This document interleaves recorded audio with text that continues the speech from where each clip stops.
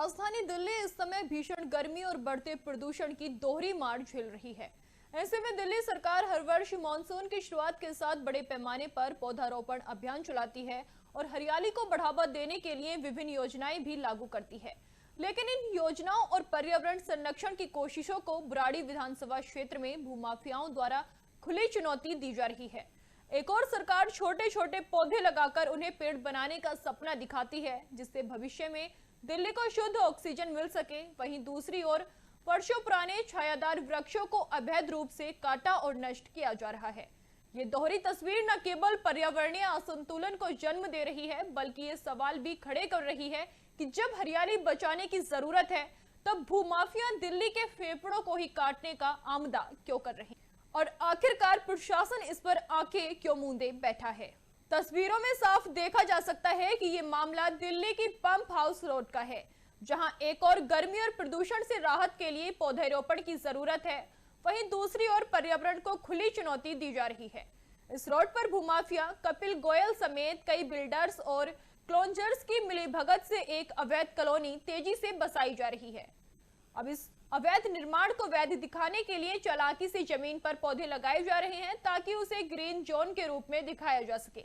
लेकिन इसी जमीन के आसपास सड़क किनारे मौजूद वर्षों पुराने विशाल सफेदा के पेड़ों को बेहद क्रूरता से खत्म किया जा रहा है।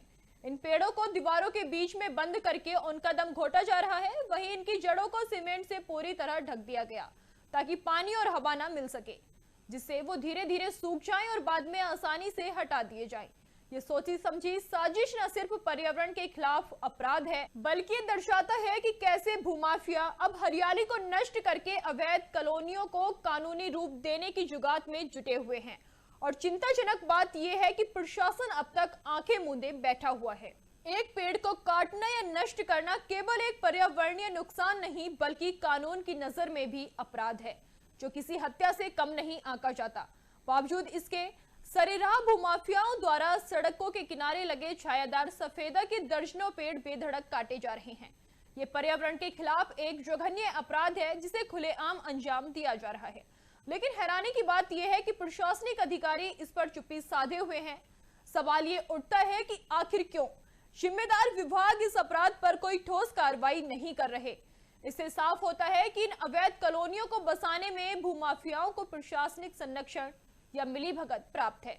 यदि समय रहते इस पर कार्रवाई नहीं की गई तो न सिर्फ हरियाली खत्म होगी, बल्कि कानून व्यवस्था और प्रशासनिक जवाबदेही पर भी गहरा सवाल खड़ा हो जाएगा। ताजा तरीन खबरों को जानने के लिए अभी टाइप करें दिव्य दिल्ली न्यूज।